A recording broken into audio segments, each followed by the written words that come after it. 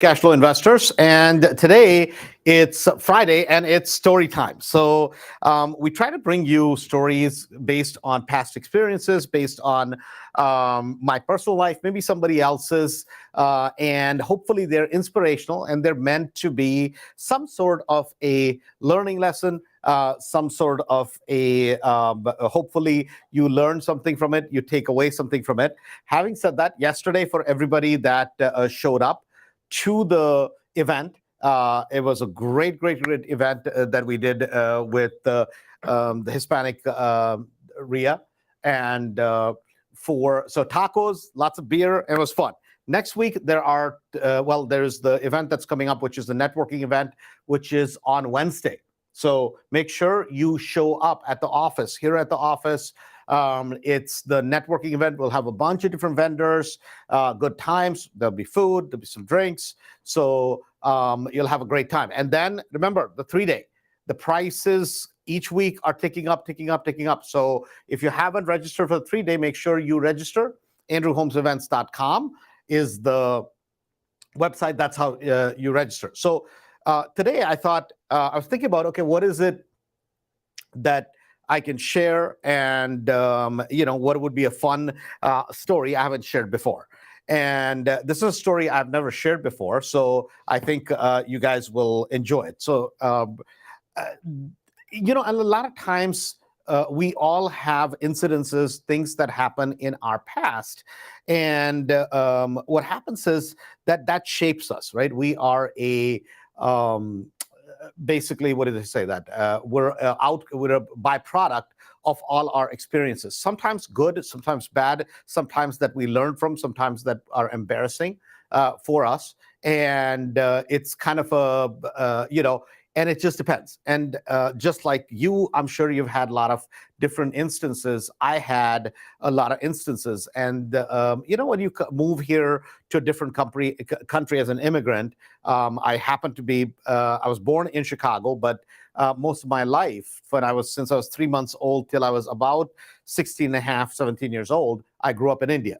My parents both moved back. A lot of you guys know that after their residencies here in Cook County Hospital, and they moved back to India. So at about 16 and a half, 17 years old, I was very fortunate that I was a U.S. citizen, so I could come when I wanted. So I came and I went to high school in a small town in West Virginia. And some of you guys don't know, there's a state called West Virginia, not west part of Virginia. There's a state called West Virginia, right? Just south of Pennsylvania. And so it was interesting going to school there because the whole county had maybe 4,000 or 5,000 people. I mean, can you imagine that, right? The whole county, right? So this was a small little high school, right? Really tiny high school relative to, the size of the high school. So it was a very small county. I still remember the first time when they put this goes back to when they put a Wendy's in town, when they had a Taco Bell move in this town. So that gives you kind of a relative, thing about that. They didn't even have a Dunkin' Donuts in town, right? They had a local donut shop. So, I mean, that small a town. And my uncle, of course, was the physician in town, as a general surgeon. So that's how I ended up there, because I stayed with my aunt and uncle for about a year when I was going to high school there. And there were a lot of interesting incidents that happened when I went to high school there. So a couple of funny stories that happened. The first one is just plain funny. The second one is, I think, really, that was probably one of those moments in my life when you learn something, you just don't know where it's going to apply.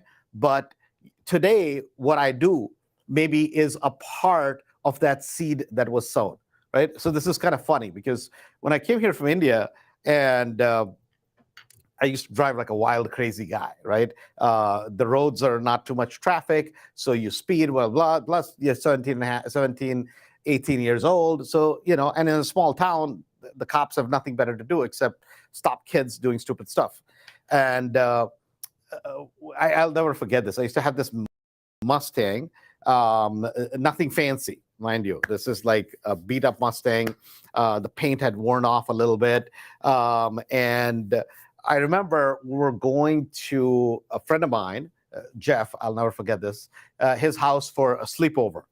And this is like, for me, coming from India at the time, I'm like, this is kind of exciting. This is kind of cool, right? I had never been camping in India. That was not a thing that you did. And so his parents had a big farm. We're going to go kind of camping or whatever we're going to do. So we're all rushing to his house. And mind you, this is a small town. And I had just gotten my driver's license in the United States. And this was the funniest thing. So I'm driving down the highway, Route 19, it was called, and coming down the hill, and I see the cop at the back of my car. And I'm like, oh my God, oh shit, I'm screwed, right? I've never been stopped by a cop, right? So I get stopped by the cop, and I had no idea, mind you, at that time, right? You got to put this in reference. This is 95, I think, maybe 94, 95, sometime around there. So I didn't grow up in America. I didn't spend a lot of time. So it's like I didn't have a reference point. So he stopped me. And now I'm scared because I'm like, my aunt is going to find out. I'm going to get a ticket, blah, blah. Then she's going to complain to my parents that your kid, that's all this pressure on me. And so I get out of the car, which obviously, as you know, and I, right, you're not supposed to do. And I'm trying to explain, and this is at night. This is maybe 9, 10 o'clock at night, something like that, right? And then he's yelling on the thing from his speaker, and there's this voice: "Get back in your car, get back in your car, sir." Right? So I get back in the car, right? And now I'm more scared because I thought I did something wrong, right? So I sit down in my car. Now this guy comes up, right? I mean, this sheriff, very official looking, and I'm like scared to death. I'm like, oh my God, right? Because I'm nervous. And so he's like, well, son, you were speeding. I'm like, I'm so sorry. I apologize, blah, blah, blah. And maybe I had a thick accent. He barely could understand what I was saying. I'm trying to explain to him exactly. And so he's like, well, why were you going this fast? Now I'm trying to come up with an excuse as quickly as I can find it. And I don't know what to say. Finally, I come up with this game plan. I'm like, officer, I gotta go, right? He's like, what do you mean you gotta go? I'm like, well, I gotta go, right? And he's like, well, go where? I'm like, I gotta go, right? And so he's like, where do you have to go? And he's getting all animated now. And I'm like, I really gotta go, right? What I was trying to say is basically, I gotta take a leak, is really what I was trying to say, right? And that's why I was rushing, because I was trying to find some stupid reason to tell him why I was trying to rush, to my friend's house. It's just 18, 17, 18 years old, just being silly. So it's not like I had a reason behind it, but I got to now give him a reason, some sort of a reason. And so he can't understand what the hell I'm saying because he can't understand where I got to go, right? So I'm like, hold on one second. So I'm like, can I show you? So I get out of my car. I basically go on the other side, and I literally, this is not a joke, right? I literally start peeing. I don't know if I was peeing because I was nervous or just that I had to pee. I am not quite sure now. And he looks at me. I mean, I'll never forget this. And he just bursts out laughing. He's just laughing hysterically. I'll never forget this. I can still remember his car behind my car, and from the light, right? His face is all red, and he's just bursting out laughing, right? He still, even though I made him laugh, he still gives me a damn ticket, right? This is what I was pissed about. And I don't even remember if it was a ticket or if it was a warning. I don't remember, right? So he asked me, blah, blah, blah. He's a driver's license, this, that. He's like, I'm the only Indian kid, in the whole town, mind you, right? To give you an idea, we had one girl in our high school that was Asian, right? In the whole school. I'm the only Indian kid, not a single African-American family in the whole county at that time. I don't know how it is now, but at that time, right? Not a single Hispanic family at that time in the whole county, right? So you kind of stood out if you were Indian. And so I'm trying to explain to him, he's like, oh, So I'm like, Dr. Radaday, this is my uncle, right? He's like, oh, okay, you're the nephew. Oh, you're the one who drives wild, right? I mean, the word had gotten around that I would drive like an idiot, because I was used to the rules in India. And so whatever, I go to my friend's house for sleepover. I'm telling them how I got a ticket. And then they're busting out laughing because they're like, okay, you actually started peeing. I'm like, yeah, they wouldn't believe me, right? They thought that I was just making this up. And I'm like, no, this is what happened, right? They found it very amusing. I thought I was very smart because I got away with it, because I don't think I got a ticket. I don't remember quite now, because maybe I got a warning, whatever happened. I know my aunt didn't find out about it. It was my main purpose. So Monday, I get to school. And this was kind of interesting. I get to school on Monday, and everybody in school, I mean, as soon as I get out of the car, everybody's basically laughing at me, right? And everybody look at me, go, I gotta go. So first time, I don't get the hint 2 or 3 times, right? It's like, what did they talk about? I gotta go, right? So what had happened was the sheriff, I still remember the name, Sheriff Blankenship, right? The sheriff's son was a junior or something like that in the same high school. He tells his son, of course, the son tells, oh, this Indian kid in school, and so my name was, I gotta go, right? Because everybody was like, so it was a pretty funny, interesting experience that happened early on when I came here. And I'll never forget this, right? This is the second one is related to real estate. And I had a friend of mine, and I'm not going to go into the details, but his dad had gotten into an accident and basically, unfortunately, passed away, right? Some sort of a car wreck, that sort of situation. And I'll never forget this, right? That they had a piece of land, I don't know what it was, 30, 40, 50 acres, whatever it was, kind of rural part of West Virginia, right? And so there's no zoning laws, there's no codes, there's no nothing in that area. And you can pretty much develop certain things. Like if around Chicago, you can't just put whatever you want, wherever you want. Here, there's a lot of, lot of freedom to be able to do whatever you want to do. So they used to own they had a house. I don't know if you guys know what a double wide is, but it's basically true manufactured homes put together. So it looks like a normal house, but it's called a double wide, right? And so I remember living in a double wide, and I remember going to his house one day, and there was this beautiful, like shiny Cadillac at that time. I don't know if it was an STS model, I don't know what model it was, but I still remember, because in that small town, a beautiful brand new spanking car stood out, right? And I knew that, these people were, they didn't have those kind of means, to put it mildly, because, at the time, whatever that car was worth, I don't know, $40,000 or $35,000, whatever the car were worth, right? Most people in those towns bought a truck, right? They would not go spend that kind of money on a Cadillac, that too a sedan. So I remember going to his house, and we're there at dinner, and when I'm going to his house, this guy was walking out, and I'll call him Mr. Cadillac. Now, I knew when I saw Mr. Cadillac, I had seen him at some business things here, or that kind of stuff, and I knew he owned a couple of the dealerships in town, and which is kind of strange. Why is somebody who owns a bunch of dealerships in town come all the way out here to visit with these folks? And I remember being at dinner, right, traditional dinner, and at their house, and they were all so excited because there was a piece of land behind their property. I don't know how many acres it was, but I remember distinctly, because we used to sometimes go fishing. It had a pond, and then there was part of it had some trailers on it, right, and was developed. It was basically plumbed. The rest of it wasn't finished yet, and and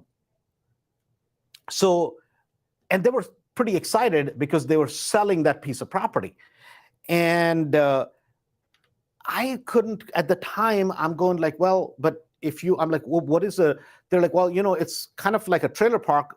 His father apparently had started it, never finished it, but it brought in some cash flow. And I remember asking them, they're like, oh, we have a piece of land. I'm like, oh, where we go fishing? They're like, oh, yeah. He's like, we're fishing it. Now, at the time, I didn't quite know that. I'm like, oh, well, will we be able to go fishing over there, right? Whatever they had over there. Just as high school kids, we used to go do something. And he's like, oh, yeah, that's fine. But they're like, we're selling that. And it's basically a trailer park. So I'm like, well, do you guys own the trailers? They're like, well, no, but we rent out basically the space, where the trailers are parked, and then we get revenue from it. I mean, we get money from it. So I'm like, I still remember this, right? And I'll never forget this. They're like, well, it's really not finished. So I'm like, well, how much money do you make? Now, this is, mind you, I have to put this in the context at that time, whatever it was, $300-400 per where each trailer went. And this was a big park. It could have been developed really, really, really well. There's a pond in the middle, so you can really do a good job developing that. And in West Virginia, that's something that is needed because a lot of people want to have that type of thing. That's fairly common. You go to a lot of the rural states, it's no big deal. People live in trailer parks. You don't see that around Chicagoland area, but if you go to Florida, you go to Indiana, or away from Chicago, it's very common. And so in my mind, and I don't remember what they were selling that particular property for, but it was somewhere around 130, 140. Now, maybe in that particular time, in that particular area, maybe that was a lot of money. But I still remember that his mom, Scott's mom, saying that, we're selling the trailer park and we're going to make some money. And the deal was that I think it was they were getting a fourth, right? The mom was supposed to get, because his dad, mind you, had passed away, she was going to get some money.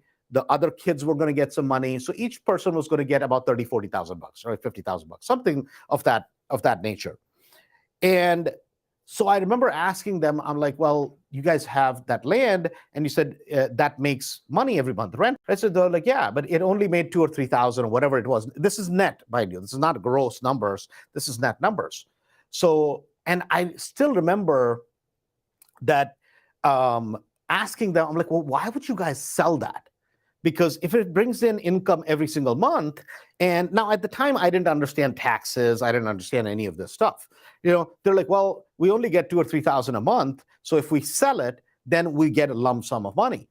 And I'm like, yeah, but couldn't you maybe develop the rest of it and get a lot more money? They're like, yeah, but we don't really want to put any money out of pocket because we don't really have cash, right? Like a lot of times in rural areas, you'll have people that are not cash rich, but they are equity rich, meaning they have a lot of land that's been passed down through generations, that kind of stuff, or their parents bought it, whatever, those sort of things. And so I still remember, now at the time, I didn't quite understand, obviously, financing and these types of things I wasn't exposed to, especially in America, right? So, and I still remember going like, I'm like, well, but where do you think Mr. Cadillac, I'm calling him Mr. Cadillac, where do you think Mr. Cadillac gets that kind of cash? He's like, oh, he's rich. I'm like, no, I understand he's rich, but even a rich guy's got to get it somewhere. That's, well, he owns the dealerships, man. He's ripping off people. This was kind of the response. And I'm like, well, I don't know, maybe he's a successful guy, right? And so maybe he has the money. And, sometimes as luck would have it, it was the funniest thing. Literally 2 days later, right? Mr. Cadillac's son used to be a year younger. And somehow I connected with Mr. Cadillac because he knew my uncle on the soccer field. I think there were these my cousin or somebody, and that's where I meet him. So, I mean, I was like, oh my God, this person is, at that time, as far as I was concerned, he owned a couple of dealerships. So he's a multimillionaire. I mean, that's all I thought. And I wanted to meet successful people because my brain was always like, one day I'm going to be successful. And I remember asking him, I'm like, I saw you at my friend's house the other day. And he's like, oh yeah, they're nice folks. They're selling me the part of the farm. So I'm like, well, they told me you're buying the property. And I'm like, I'm just curious because as to like, how do you come up with that much money? Now, at that particular time, now mind you, at the time, this is when you had to dial up on AOL. So this is like, it puts in context. Today, kids at 15, 16 years old, they may understand what $100,000, $1 million is. I don't know. Times are different. Yet at the time, for me, $140,000 from what I knew, I thought that was a good amount of money, right? That it wasn't chump change at that time. Today, it doesn't mean a whole lot, but at the time, it meant quite a bit. So this will be what, 25 years ago, 27 years ago, something like that. Or even a little bit longer, right? Just goes to show how old I am. And he starts laughing. And I'm like, I wonder why he's laughing. He's like, well, he goes, oh, no, it's not my money. It's the bank's money. And I'm like, well, what do you mean? Right? I had no idea that you could just go to a bank and just borrow money to buy something that you didn't own and just take the money and give it to, because I knew you could buy a house or buy a business with a bank loan. But at that time, I didn't have this concept. He's like, well, so there was a family in small town, right? That was the banker, right? So that family had basically owned a small bank over there, which today I understand is basically a portfolio lender. At the time, I didn't know what that was. So a small bank like you have in small towns. And he's like, well, I just went to them. These people want to sell the property. I found out about it. And there's a trailer park, and I'm going to develop the trailer park. Now, I didn't know, it sounded like a big word, develop the trailer park. He's like, I'm going to develop the rest of the trailer park. And basically, I went to the bank, got the money, and I gave it to them. And so I'm like, well, let me ask you this, right? So you're going to rent more of them, develop it. I didn't know what developing a trailer park meant. But I was like, so, and then you're going to make more money. He's like, of course. So I'm like, okay, well, that makes sense that you're making an investment. And I'm like, now that's all I understood at the time. Maybe he tried to explain it more to me. I didn't understand the rest of it. Here's what's interesting. So this guy goes to the bank on a property that is performing. Now, I didn't realize it at the time. Today, I understand this. It is a performing asset that every month brought in $3,300 every month. Now, mind you, $3,300, this is after expenses, there's no maintenance. And there is at that particular time, so each trailer where it was kept, they were paying at that time about $250, $300, something like that. So there must have been maybe 10 or 12 trailers. Now, the piece of ground that they sold him, right, that could accommodate close to 120, if not 150 trailers. Think about this. I didn't know this, but what this guy did was he went to the bank, showed the cash flow on the property, and because of the amount of equity and because of the relationship that he had with the lender, with the banker, he picks up the entire loan. Not only that, so he got a loan for 120 and he got a loan for another $80,000. Almost 100% loan, basically almost like a new construction loan, right? And I say almost because literally to buy that whole thing, he put down 10%. So let me put this on paper. Joseph, can you just move this here? So let me kind of show you guys some of the numbers. We do this in real estate today. This guy at the time did this with a trailer park. And let me show you guys this number because this is just mind-blowing if you really understand what this guy did, right? So think about this, right? He's paying them somewhere around, I'm just going to make it 150. He actually paid a little bit less, but I'm just going to make it 150 just to have a little bit even numbers, right? He was paying 147 some change, whatever it was. So now he goes, borrows this. This is the purchase price. And on top of this, he borrows another $100-some thousand, right? He borrows another $100-some thousand, somewhere a loan about 250 or so on an asset that is already making $3,000 a month. So $3,000 a month times 12 is what? $36,000, right? $36,000 in terms of debt. Can $36,000 service a debt on this. 100%, right? It's not a problem because your debt is not going to be that much on it. I mean, think about what the taxes are in this area. Pennies, right? And they gave him a loan. Why?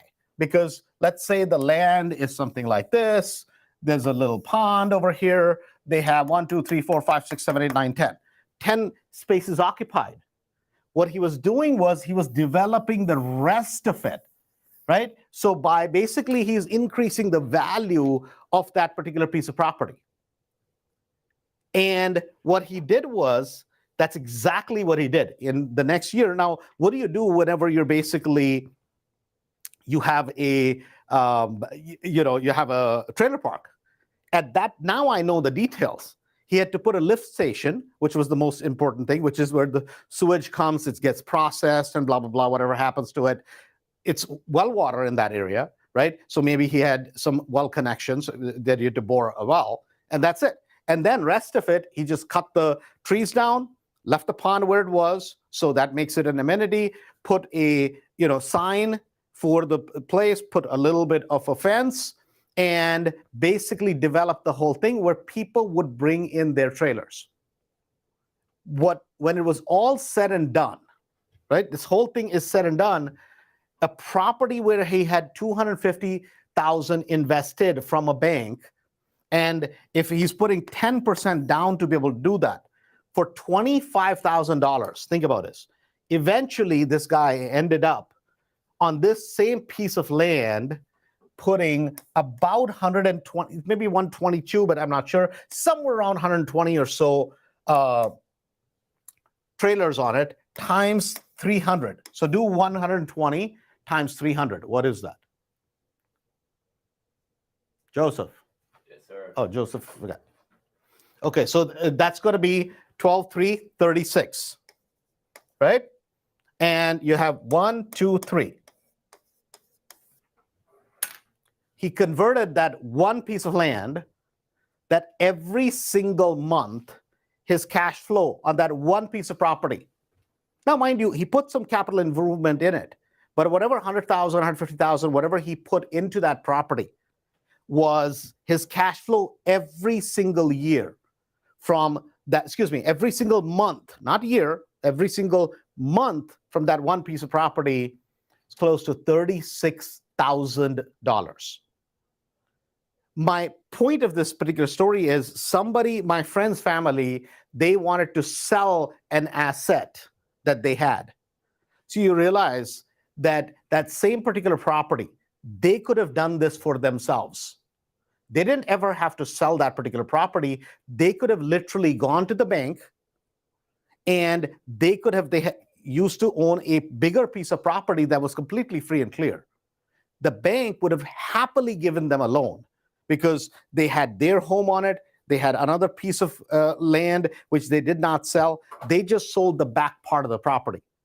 If they had gone to the bank and done this themselves, they would have made $36,000 a month times 12 for the rest of their lives. Yet they sold that one piece of property for a mere $150,000 or so. Why? Because Mr. Cadillac wanted to buy it.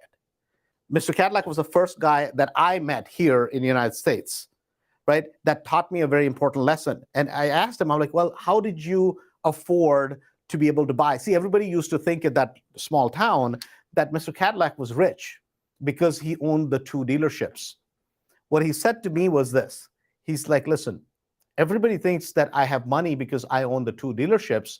The secret is I own another 5 or 6 small little properties like the one here, and that's what helped me buy the dealership. Most people thought his assets, he's like, dealerships a lot of times don't make that much money. But the properties that I own that produce cash flow, that is what helps me buy other assets, right? That is a story that I have never told before. I've never, because I have known about it for a very, very, very, very long time. And I hadn't put the details together. And the other day I was sharing this detail with somebody as to, and somebody asked me, they're like, well, when did you first start thinking about cash flow? I'm like, I used to think about money all the time, right? Since I was as young as I can believe it. I didn't realize that what I was thinking about was money. What I should have been thinking about was cash flow. Mr. Cadillac, literally in my life, was the first person who made me realize it's much easier to build a tremendous amount of cash flow than it is to earn a load of money and be able to save a load of money after taxes. Because today, I say it all the time, which is that either you have cash flow coming in or you have cash flow going out. If you have more cash flow coming in than you have going out, guess what? That is what wealth is. And the first person, at least in my life, that I was exposed to or I got to know was Mr. Cadillac, who had more cash flow coming in than was going out. So hopefully that story made some sense. Hopefully you understand kind of the lesson behind it. And we are all a product of our experiences. Having said that, guys, remember, on Wednesday next week, we have the networking session. Make sure you're here. I think there's already 200 some people or 300 people registered, whatever that number is. So it'll be busy. It'll be packed. And we'll have a lot of fun.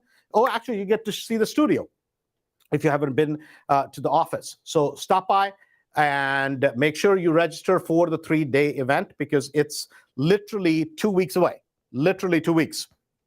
So I know the VIP tickets are almost, we may have 2 or 3 or 4 left. Whatever it is left is left. That's it.